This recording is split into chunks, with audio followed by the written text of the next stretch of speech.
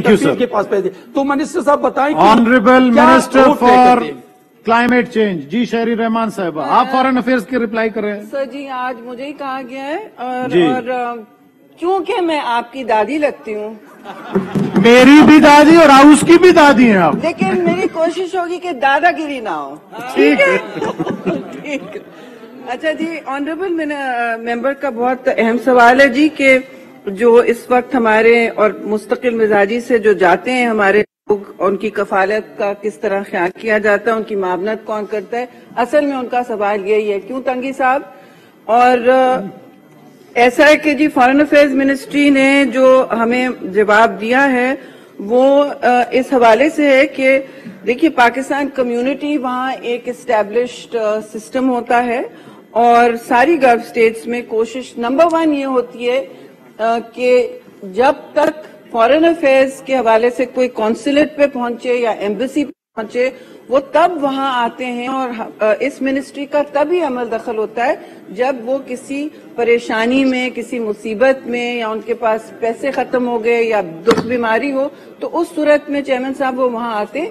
اس سے پہلے ان کے زیادہ تر پرائیویٹ کانٹریکٹر کمپنیز ہوتی ہیں، بڑی بڑی کمپنیز ہیں اور اوورسیز منسٹری، امپلائمنٹ منسٹری ان کو ریگولیٹ بھی کرتی ہے.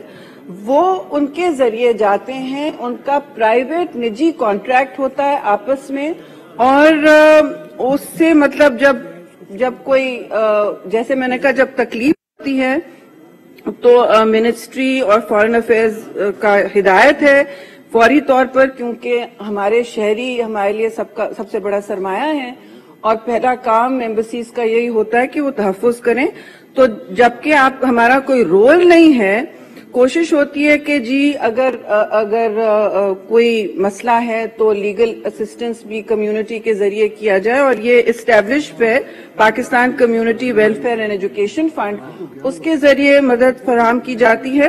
اور کیونکہ ہماری لیبر کلاس بہت ہی اس میں ایکسپوزڈ ہوتی ہے، ولنریبل ہوتی ہے، ان کی سب سے زیادہ مدد کی جاتی ہے. 24/7 فیسیلیٹیشن کونسلیٹس میں شروع ہوتا ہے جی. اور اگر کوئی ایسا مسئلہ ہو کہ مطلب کورٹ کچہری کا مسئلہ ہو تو کوشش کی جاتی ہے کہ لیگل اسسٹنس بھی پرووائڈ کرے. اس حد تک اس کونسلیٹس کا ایکسپوجر ہے.